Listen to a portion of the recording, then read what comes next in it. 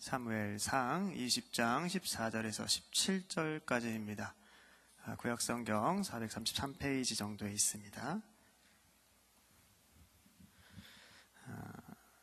4절 말씀입니다. 우리 같이 한 목소리로 읽었으면 좋겠습니다. 14절부터 함께 읽겠습니다.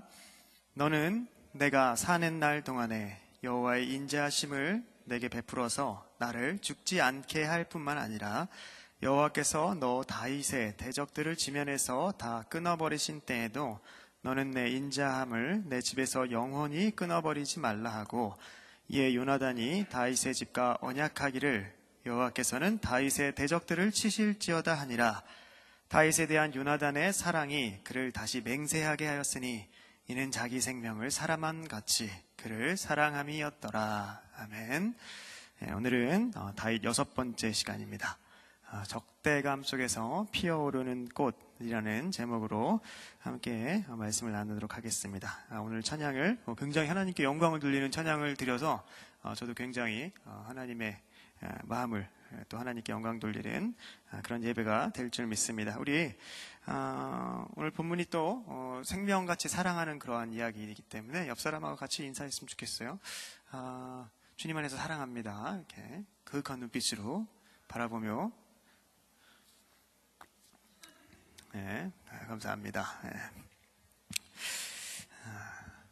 아주 인기가 많은 사람이라고 하더라도 그 사람을 모든 사람이 다 좋아할 수는 없죠.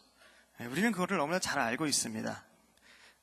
우리 개인의 경우에도 마찬가지로 모든 사람이 다 날 좋아하면 좋겠지만 그러지 못한다는 거를 우리는 잘 알고 있어요. 그렇지만 그 사실을 내가 알고 인정한다고 해도 만약 정말 나를 싫어하고 또 나를 미워하는 사람이 나타나면 굉장히 당혹스럽죠. 특히 아주 어릴 적에는 분명히 우리는 사랑을 많이 받는 그런 환경 가운데 자라나게 됩니다. 그런데 우리가 점점 자라고 또 사회적인 범위가 넓어지면 넓어질수록 우리가 사랑받는 것도 있지만 또 우리를 경쟁 상대로 생각하게 되거나 또 미움을 받게 되거나 공격을 받을 수도 있고요. 심지어 동네 북같이 이게 무시를 당하는 그러한 상황 가운데 놓일 때도 있습니다. 물론 항상 그러한 것은 아니라고 하더라도 그러한 적대감을 맞는 순간이 분명히 또 있을 때가 있다는 것입니다. 그럴 때는 참 마음이 아프죠. 마음이 아프고 낙심되고 하는데 다윗이 지금 그러한 적대감 속에 지금 있는 것입니다. 그리고 그 적대감을 주는 그 상대가 바로 자신의 왕인 사울이었죠. 그래서 다윗이 받은 이 적대감은 굉장히 컸고요. 굉장히 깊었고 굉장히 긴 시간이었기 때문에 다윗의 그 삶 속에서 굉장히 많은 영향을 미칩니다. 그리고 그 삶에 대한 영향을 미쳤을 뿐만 아니라 다윗의 신앙에도 이 적대감은 많은 영향을 미쳐요. 그렇기 때문에 우리는 다윗의 신앙이나 우리가 사무엘상을 살펴보면서 다윗을 살펴보고 있는데 다윗의 신앙이나 혹은 그가 쓴 시편의 그 내용들 또 성경을 잘 이해하기 위해서는 다윗이 이 적대감을 어떻게 경험했고 또 그 적대감 속에서 자신이 어떻게 대처했는지를 살펴보는 것은 또 하나님이 원하시는 그 바를 아는 데 있어서 굉장히 중요한 또 좋은 방법입니다. 그래서 오늘도 지난주에 이어서 다윗이 경험하는 이 적대감에 대해서 살펴볼 텐데요. 사울의 이 적대감을 주는 사울의 다윗을 향한 그 살해의 의지가 이제는 점점 더 높아져서 아주 상상을 초월한 만큼 발전하게 됩니다. 아무래도 사울은요 이미 사무엘한테 당신이 하나님이 버리셨고 당신이 아닌 다른 사람을 세워서 이 나라를 그에게 줄 겁니다라는 말씀을 들었어요. 그렇기 때문에 항상 불안감이 잠재해 있을 겁니다. 혹시 쟤 이렇게 불안감이 잠재하고 있는데 다윗이 점점 커나가기 시작하는 겁니다. 그래서 그것을 잠재우기 위해서 여러 가지를 시도하죠. 제거하기 위해서 많은 노력을 하는데 그 노력과 음모를 벌일 때마다 다윗에게는 새로운 기회로 이게 작용하는 겁니다. 사울은 분명히 점점 느꼈을 거예요. 제가 그 사람인가 보다. 제가 나를 떠난 하나님이 쟤랑 함께 하나 보다라는 이러한 생각 속에서 다윗이 자신의 왕위를 정말 찬탈할까봐 굉장한 이 광기에 더 시달리게 되는 것입니다. 그래서 사울이 어디까지 이 광기에 시달리냐면 자신의 딸을 다윗을 제거하는 데 이용할 목적까지 이제 세우게 됩니다. 맨 처음 이용당하는 딸은요 맏딸입니다. 맏딸, 첫째 딸 메랍이라는 딸이었어요. 그 메랍을 다윗에게 말합니다. 내가 메랍, 이 첫째 딸을 내가 너한테 내가 딸로 줄 테니, 아내로 줄 테니 나와 여호와를 위해서 열심히 싸워라, 이렇게 말을 합니다. 그래서 그 이유가 뭐냐라는 것에 대해서 지난번에도 말씀드렸지만 17절을 보시면 성경에서는 분명히 이렇게 밝힙니다. 그는 생각하기를 블레셋 사람의 손을 대어서 다윗을 죽이려고 한 것이었죠. 근데 사실 다윗은요, 원래 그 사울 왕의 아내를, 그러니까 사울의 사위가 될 수 있는 권한을 가지고 있었습니다. 왜 그러냐면 사울이 이 골리앗 때문에 굉장히 골머리를 썩고 있을 때 사울이 공언한 게 있죠.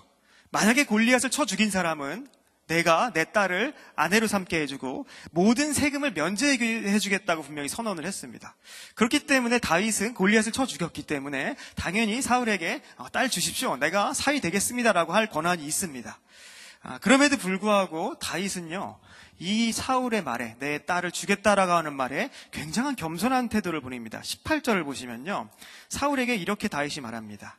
내가 도대체 누구길래, 이스라엘 중에 내 친족이나 내 아버지 집이 도대체 무엇이길래 내가 왕의 사위까지 될 수 있겠나이까? 라고 이 겸손한 말을 합니다. 어쨌든 이 말을 한 후에 다윗이 이제 그 군대의 장으로 세워졌기 때문에 전쟁에 나가죠. 그래서 승리를 합니다. 승리를 해요.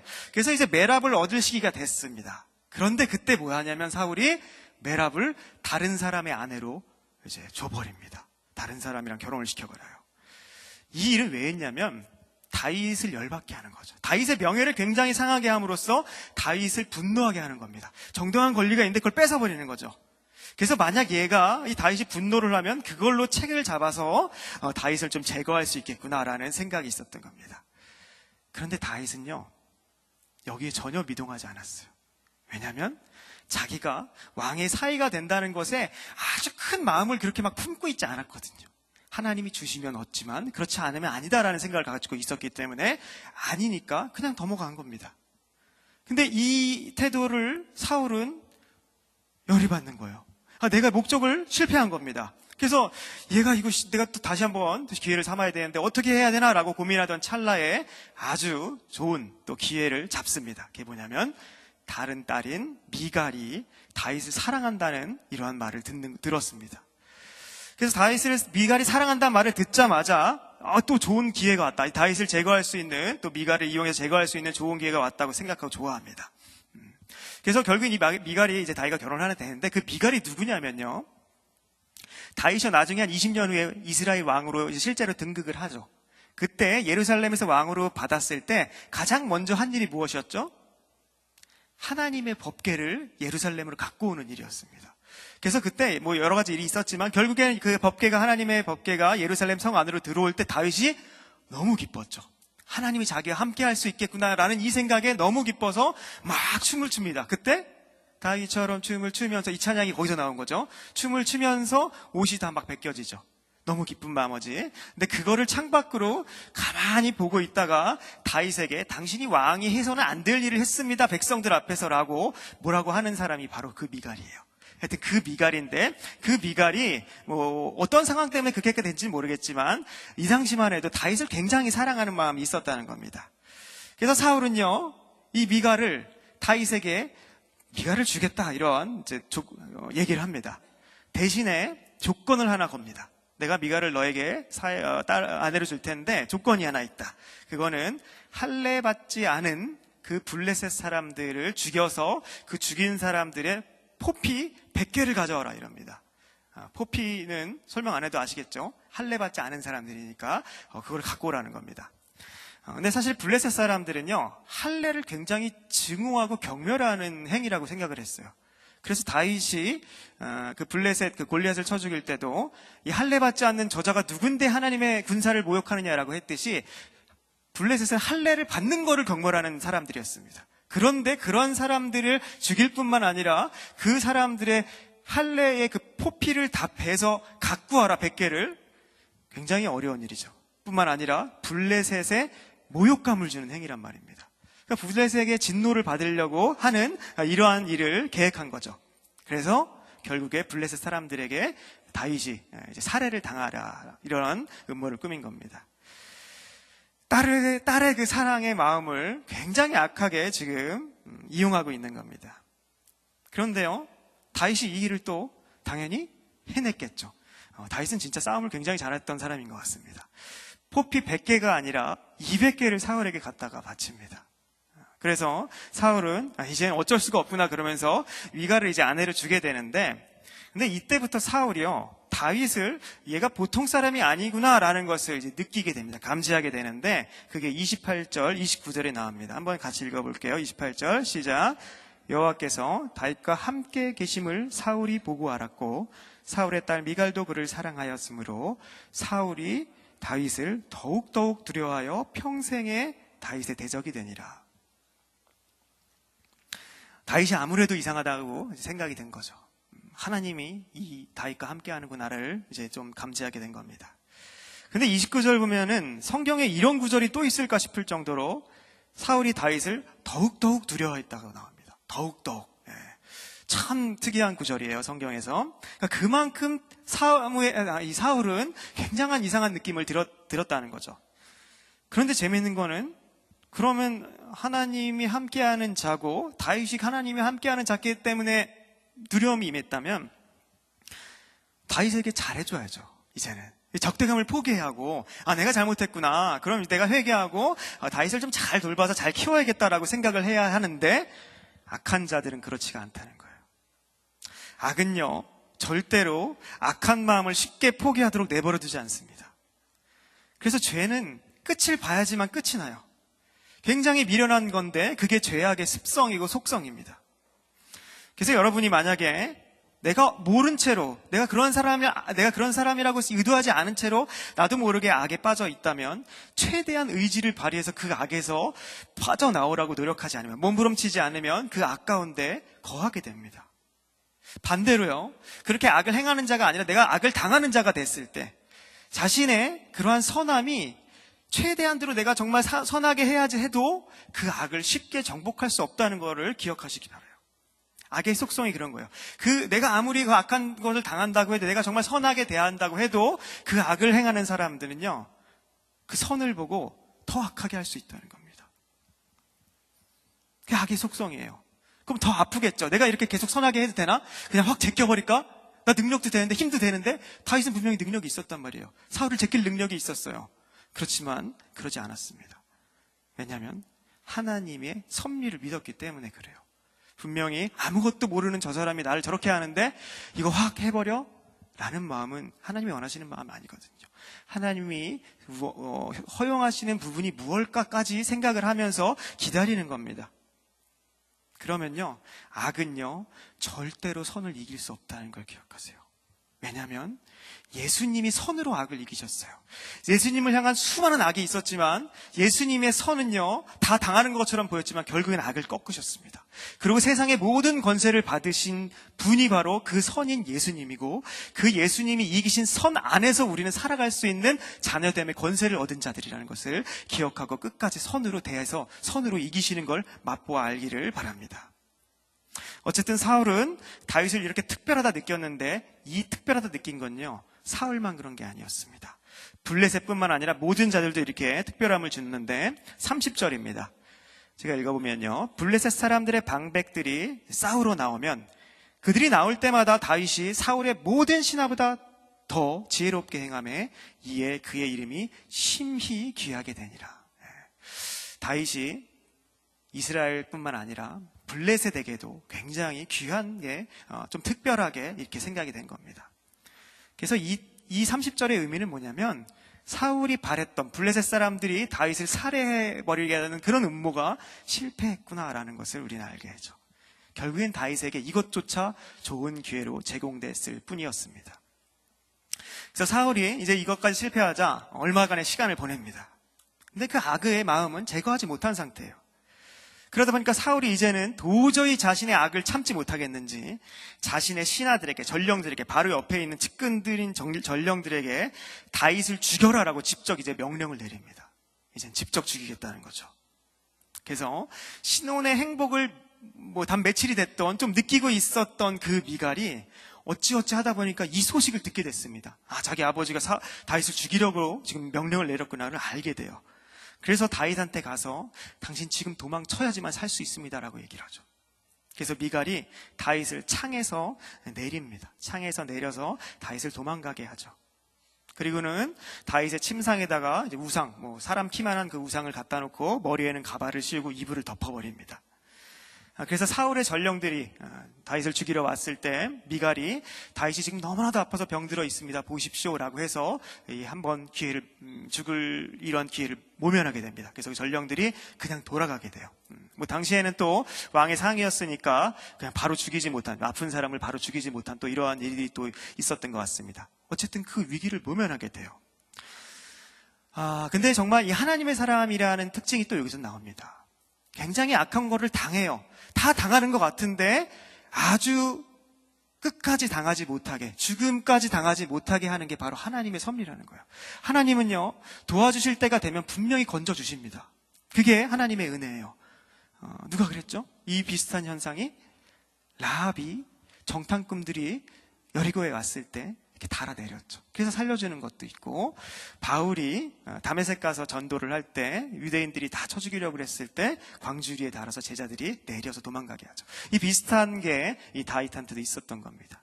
그러니까 이런 것들이 다 하나님의 사람에게 하나님이 주시는 하나님의 은혜라는 겁니다. 그래서 고난만 당하는 것 같지만 정말 큰 위기 가운데서는 하나님은 또 건져주신다는 사실을 기억하세요. 그렇기 때문에 우리가 너무 두려워하거나 너무 미리 앞서서 걱정할 필요가 없다는 겁니다. 무언가 우리에게, 또 다윗에게 어떠한 생각이, 하나님이 생각이 있으셨기 때문에 이 과정을 하나하나 겪게 하시는 것일 뿐 절대로 그 사람을 해할 수 없도록 하나님이 손안에 붙들고 계시다는 사실이죠. 이 이후에 사울이 이제 전령들이 다시 돌아가서 사울한테 보고를 했을 거 아니에요. 다윗이 지금 아파서 누워 있습니다. 그랬더니 사울이 갑자기 분을 엄청 내면서, 그래? 그러면 내가 직접 죽이겠다 그러면서 침상째 들고 와라 라고 이제 명령을 합니다. 그래서 결국에 이 침상째 들고 가죠. 침상째 들고 가려고 와요. 와서 보니까 이제 자기가 속았다는 것을 이제 알게 됩니다. 그래서 결국엔 이 일이 들통이 나지만 미갈이 이렇게 일을 행한 것 때문에 이미 다윗은 그곳, 그 사울의 그 죽이려는 그곳을 이미 벗어난 뒤였습니다. 그런데요, 사울이요, 이때 이 딸 미갈에게, 다윗을 너무나도 사랑했던 그 미갈에게 뭐라고 얘기를 하냐면요, 이렇게 얘기를 합니다. 17절인데요. 사울이 미갈에게 이르되, 너는 어찌하여 이처럼 나를 속여서 내 대적을 놓아 피하게 하였느냐, 이렇게 얘기합니다. 사울은요, 자기 딸이 자기 남편을 도울 거라는 생각을 못 했나 봐요. 오히려 내가 아버지니까 나를 도울 거라고 생각을 했던 것 같습니다. 그래서 남편을 도운 것에 대해서 분노합니다. 근데 이때 미갈이 어떤 마음이었을까요? 우리 아버지 맞나? 내 신혼이었고 내가 정말 사랑하는 사람이라고 하는 것을 아버지가 알고 있고 그 사람과 함께 행복한 가정을 빌어주고 만들어주질 못할 망정 가정을 파괴하고 있는 것. 그러면서도 자기가 맞다고 우기면서 자신의 목적을 이루지 못한 것에 대해서 막 뭐라고 하는 이 모습. 하나님이요, 가정을 정말 소중하게 여기십니다. 하나님이 이 세상에서 제정하신 공동체 두 가지가 있어요. 가정과 교회죠. 그래서 제가 계속 가정을 이뤄야 합니다라고 강조를 많이 했죠, 처음에. 그래서 결혼도 하라고요, 제발 좀. 이렇게 얘기를 했었는데, 하나님이 가정을 얼마나 소중하게 여기시는지 신명기 한번 보여주세요. 신명기 보면 이게 무슨 말씀이냐면요, 남편과 아내가 서로 결혼하면 그 남편에게 일을 시키지 말라는 거예요, 1년 동안. 그리고 그 아이의 아내를 즐겁게 하라. 그 가정의 그 공동체가 온전히 세워질 수 있도록 거기 안에서 충실하라는 이런 얘기를 하는 겁니다. 왜냐하면 가정은 교회의 최소 단위로 하나님이 주신 거고, 더 중요한 거는 가정과의 연합, 부부 간의 연합을 통해서 그리스도와 성도 간의 연합, 그리스도와 이 교회, 예수 그리스도가 피값 주고 사신 이 교회의 그 신비한 연합을 부부관계를 통해서 알 수 있게끔, 경험케 하게끔 하나님이 세워주신 게 바로 가정 공동체이기 때문에 그렇습니다. 그래서 교회와 가정은 연결이 돼 있어요. 가정이 살지 못하면, 가정이 하나님 안에 온전히 거하지 못하면 교회에 아무리 잘 다닌다 그래도 굉장히 쉽게 이게 다 하나님의 말씀을 다 이렇게 먹기가 너무나도 힘든 거라는 사실입니다. 물론 가정이 많이 깨어지죠. 그렇지만 그 깨진 상태에서도 가정을 굉장히 소중하게 여기는 그 마음, 그 마음은 분명히 소중하다는 것이고, 그걸 통해서 교회와 가정이 하나가 됐을 때 그 안에서 모든 가정과 교회가 하나로서 하나님을 믿게 된다는 겁니다. 그래서 하나님은요, 이 가정을 굉장히 소중하게 생각했어요. 그러는 거 보면 지금 이 시대가 가정을 굉장히 그 사단들이 공격을 많이 하고 있다는 것을 알 수 있죠. 그래서 지금 사울은요, 이 가정을 지금 파괴하고 있는 겁니다. 악을 품자 하나님의 대적까지 되는 이런 모습을 보이고 있는 것입니다. 실제로 미갈은요, 이날 이후에 다윗을 보냈잖아요. 이날 이후에 약 20년 동안 다윗을 보지 못해요. 이스라엘의 왕으로 등극할 때까지 다시는 다윗을 보지 못합니다. 미갈이 굉장히 힘들었겠지만 사실 미갈만 힘들었겠어요? 벽을 타고 내려가며 내가 지금 도망을 해야 했던 그 다윗, 그 마음은 어땠을까요? 이 다윗이, 지금 이 상황에서 다윗이 어떠한 마음이었냐 라는 것이 기록이 되어 있습니다. 바로 시편 59편이에요. 이 배경을 이해하고 읽어보면 우리가 좀 더 잘 이해할 수 있는데, 이 시편 59편 맨 위에 보면 표제어가 있죠. 사울이 사람을 보내어 다윗을 죽이려고 그 집을 지킬 때에, 사울이 지킨 때, 딱 이때입니다. 1절부터 4절을 제가 읽어볼게요. 어떻게 되어 있냐면요, 나의 하나님이여, 나의 원수에게서 나를 건지시고 일어나 치려는 자에게서 나를 높이 드소서. 악을 행하는 자에게서 나를 건지시고 피 흘리기를 즐기는 자에게서 나를 구원하소서. 다윗도 굉장히 마음이 힘들었던 겁니다. 3절 4절 보시면 같이 읽어볼까요? 시작. 그들이 나의 생명을 해하려고 엎드려 기다리고 강한 자들이 모여 나를 치려 하오니 여호와여, 이는 나의 잘못으로 말미암음이 아니요 나의 죄로 말미암음도 아니로소이다. 내가 허물이 없으나 그들이 달려와서 스스로 준비하오니 주여 나를 도우시기 위하여 깨어 살펴주소서. 약간 억울하다는 마음까지 드러나는 것입니다. 나는 정말 죄가 없어요. 나는 잘못한 게 없는데 이러한 것을 지금 당하고 있습니다. 하나님 보호해 주시고 깨어 인도하여 주시옵소서. 이렇게 고백을 했어요. 굉장히 억울한 마음이 들 겁니다. 그럼에도요, 그 억울함으로 다윗은 끝내지 않았어요. 하나님의 보호하심을 손을 꼭 붙들어서 의지로서 당겨서 붙듭니다. 그게 믿음인데, 59장 16절 17절이 맨 마지막 구절인데요, 거기를 한번 읽어보겠습니다. 16절 17절입니다. 시작. 나는 주의 힘을 노래하며 아침에 주의 인자하심을 높이 부르오리니 주는 나의 요새이시며 나의 환난 날에 피난처이심이니이다. 나의 힘이시여 내가 주께 찬송하리오니 하나님은 나의 요새이시며 나를 긍휼히 여기시는 하나님이시니이다. 굉장히 억울한 상태에서 마지막에 목숨이 어떻게 될지도 모르는 그 도망되는 상태에서 나중에 기록을 했겠죠. 그때 기도했던 걸. 그 마음의 상태가 바로 이거였던 겁니다. 어떠한 마음과 또 어떠한 의지를 가지고 또 어떻게 이러한 기도를 올렸을지 나중에 다시 시편 59편을 다시 한번 묵상해 보세요. 이 환경을 가지고 그럼 굉장히 어떤 마음, 하나님이 주시는 마음을 분명히 느낄 수 있을 것입니다. 근데 지금 이렇게 다윗의 모습을 보세요. 다시 한번 쭉 생각을 돌려보십시오. 그러면 다윗은 지금 굉장히 잔인한 만큼 차가운 냉대 속에서 생활을 하고 있는 것을 우리는 볼 수 있죠. 완전한 냉대 속에 사로잡혀 있습니다. 그런데요, 다윗에게 그 냉대가 다가 아니었다는 겁니다. 하나님은요, 그 철저한 냉대를 극복할 수 있을 어떠한 것을 준비해 놓으셨어요.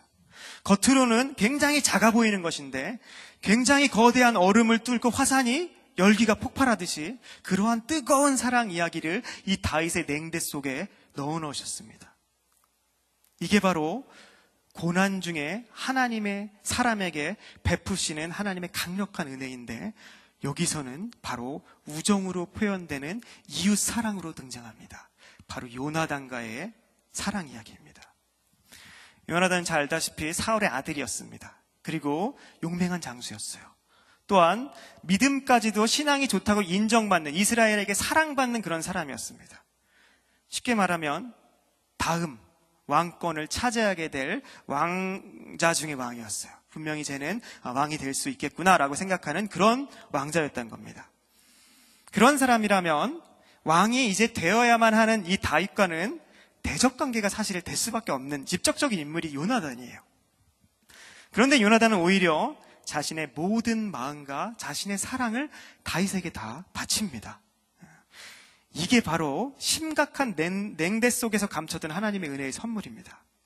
근데 이게 왜 하나님의 은혜의 선물이라고 제가 말하는 것은 바로 성경이 그렇게 증거하고 있기 때문에 그래요. 무슨 말이면요, 사무엘상, 제가 오늘 살펴보는 게 사무엘상 18장부터 20장까지의 내용을 싹 다 보는 겁니다. 근데 사무엘상 18장부터 20장은 어떤 내용이 있냐면, 궁정 안에서, 사울에 있는 그 사울 궁정 안에서 냉대를 받고 적대감을 받는 다윗의 고난에 대해서 기록한 게 사무엘상 18장부터 20장의 내용이에요. 그런데 이 성경의 기자가 하나님의 감동 안에서 굉장히 문학적인 기법을 여기다 적어놨습니다. 그게 뭐냐면 18장 처음과 20장 맨 마지막에 다윗을 향한 요나단의 그 뜨거운 사랑 이야기를 배치하고 있는 거예요. 사랑으로 이 냉대를 감싸고 있는 것입니다.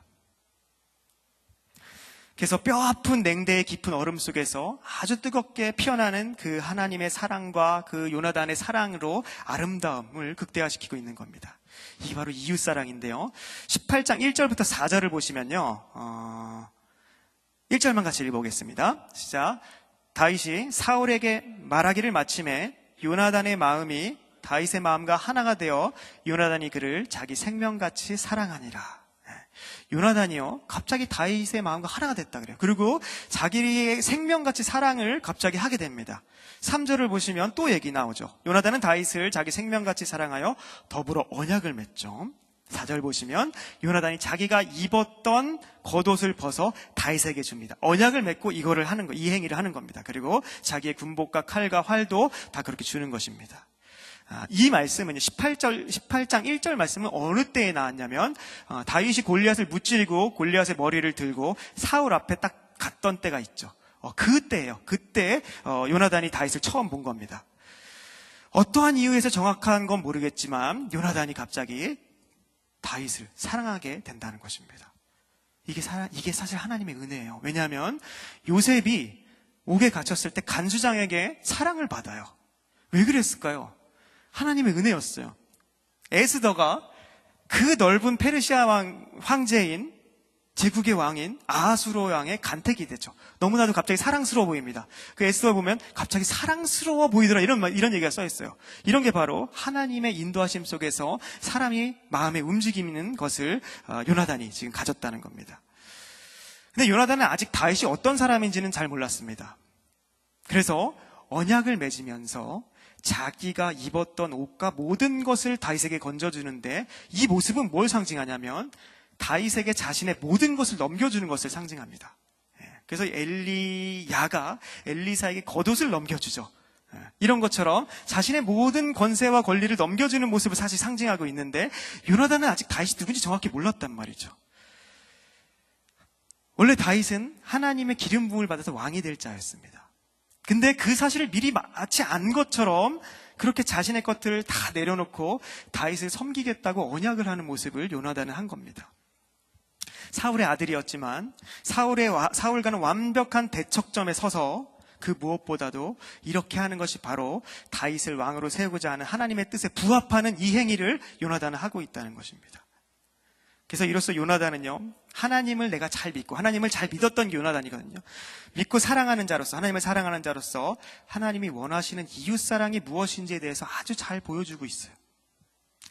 그래서 이 말씀, 4절까지의 말씀 이후에 20장까지요, 18장부터 20장까지 다윗을 사울이 죽으려는 시도가 6번이나 나옵니다. 6번이나 등장하는데 다 실패하죠. 근데 그 중간중간에 요나단은 다윗을 보호하고자 이 아버지 사울을 계속 설득하고 중재합니다. 그 모습은요, 이 살해의 광기에 빠져 있는 아버지이기 때문에 아무리 아들이라 그래도 굉장히 위험한 일이었습니다. 심지어 사울은 다윗이 죽어야만 네가 왕이 된다라는 이러한 명분으로 요나단을 굉장히 책망하기도 합니다. 그럼에도 불구하고 요나단은 자신이 가진 것 하나도 아끼지 않고 사울을 막아섬으로 하나님의 뜻에 부합하는 그 사랑을 드러내는 사람으로 나타납니다. 이러한 많은 것들을 행했는데 이 요나단이 나중에 알게 돼요. 결국에는 아버지를 돌이킬 수 없구나. 결국에는 아버지가 모든 군사력을 동원해서라도 다윗을 죽이려고 하고 그것이 바뀌지 않는다는 것을 깨닫습니다.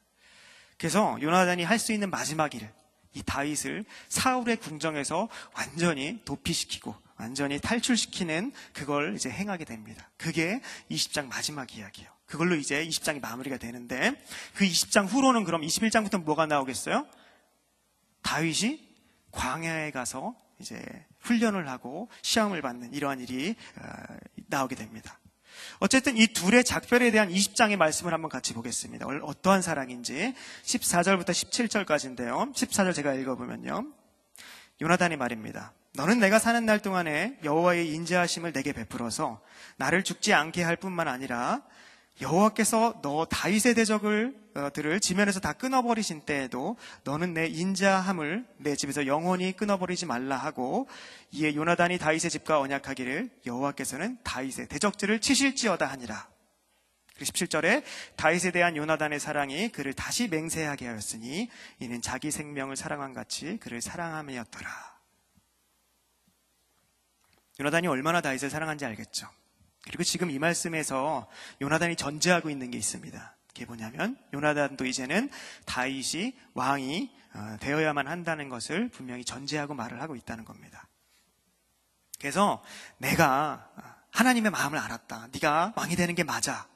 그래서 내가 하나님의 뜻에 맞는 이 사랑을 너에게 베풀었듯이 다윗 너도 우리 집안에, 그러니까 내 집에, 내 자신의 집안에 그 사랑을 베풀어 줄 것을 약속을 하는 겁니다. 언약을 맺는 거죠.